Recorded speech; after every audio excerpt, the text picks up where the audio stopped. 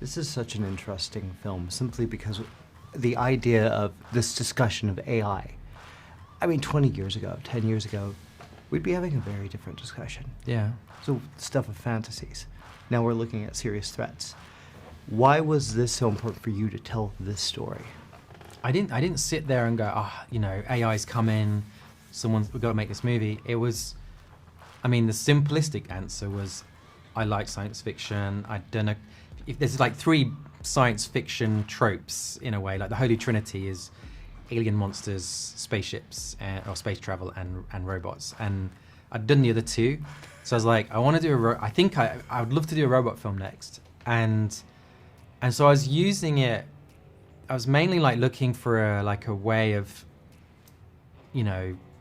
like a pad idea of how to create something visually different. And I was I went to visit a friend in Vietnam, and did a lot of traveling around there. And my main perception of Vietnam is through films like Apocalypse Now and Platoon, And so in terms of the Vietnam War, and so I kept stupidly, like an idiot, just picturing everything with robots in it, because I knew I wanted to do this film.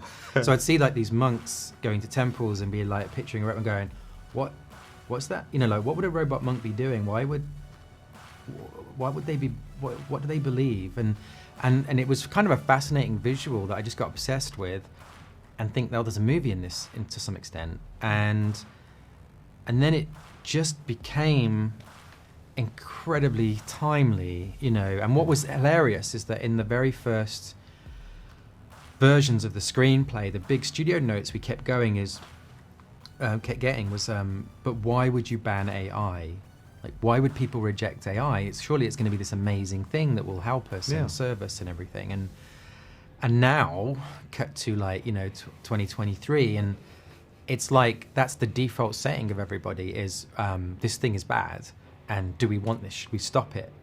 Should we ban it?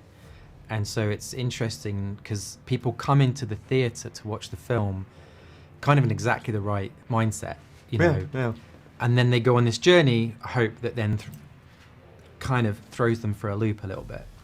Well, I think what's interesting too, and I think what I like about what you do in general, is that, I look back to the early monster movies, Frankenstein. Right. He was a good guy. Frankenstein was technically an anti-hero. You're kind of having a similar approach with this, where it's like, who's really the bad guy here? How much does that come into the idea? Is that a tricky thing to balance, though, without maybe pissing a few people off? I don't know. Is that a tricky subject matter to tackle? Let's say you have a cliched bad guy in your film, like something that's got no nuance whatsoever. The first thing that's going to happen when you have an actor is the actor is going to say, why am I doing all this stuff? And they want to view it. They're not going to view it like they're the bad guy. As it'll be a terrible performance. They want to view it like they're right, and everything they're doing is correct, and they're all the bad guys. And I think that's true of the real world. I think everyone we think who's the enemy or like terrible, if you go up and actually have a conversation with them and are open-minded and try and get to the bottom of it, you're going to see a point of view where you go, okay, I see how this has happened now. And I think that's the only real way out of any problem, whatever it may be, is to like have empathy.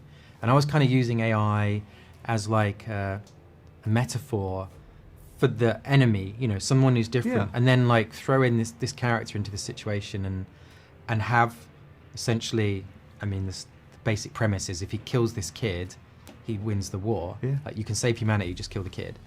And how he struggles with that as he goes on this journey with, this little child.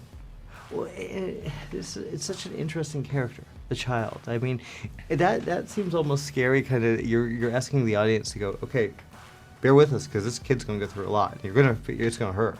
It's going to hurt. How did you find the right kid that you knew, this guy, this could take it? He could really bring out the best in this character. So yeah, it's actually a girl, Madeline, and she. Oh, yeah, of course, I hear. No. And so she. I think if we hadn't found the right, I wrote it as like genderless in a way. Yeah. And it was a bit like, okay, well, let's cast. We put a casting call around the whole world. We got hundreds of videos from different kids, boys and girls. I was like, whoever's the best kid, that's what the gender of you know, our main character will be in terms of the AI. And so it was a total fluke.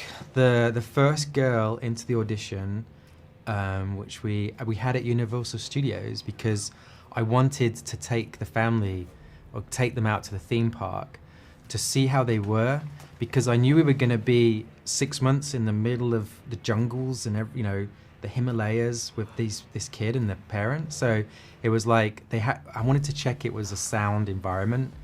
And so we went, so it was like, whatever we do, we're then going to walk over the road and then like hang out for a bit, and they can go off on the theme park rides and stuff.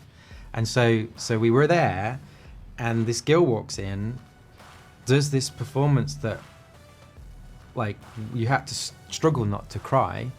And it was like, this is amazing, but maybe the mum just did some horse whispering and got her right in the right zone just before she walked in the room. And so I was kind of like paranoid that, you know, that maybe this was a one-off. And so because I was so impressed with her, and I was like, can we just play around? Can we just do something else? So I tried to invent something that she couldn't have planned, and then tried something out, and it was even better. And she left the room, and we just looked at each other, and we're like, we got it. This is it. You know what I mean? Like, first one in.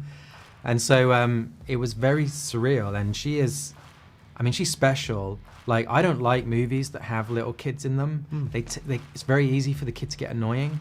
and like, if you get a certain child actor, you just go, oh. And so I didn't want to make this film unless we found the right kid. And I don't know, I'm just grateful that Madeline turned up, basically. No, it's a wonderful performance. This is a very deep, beautiful film. Oh, thank you. Thank you so much. Man. Thank you very much. Always a pleasure. No, thank you. Like that.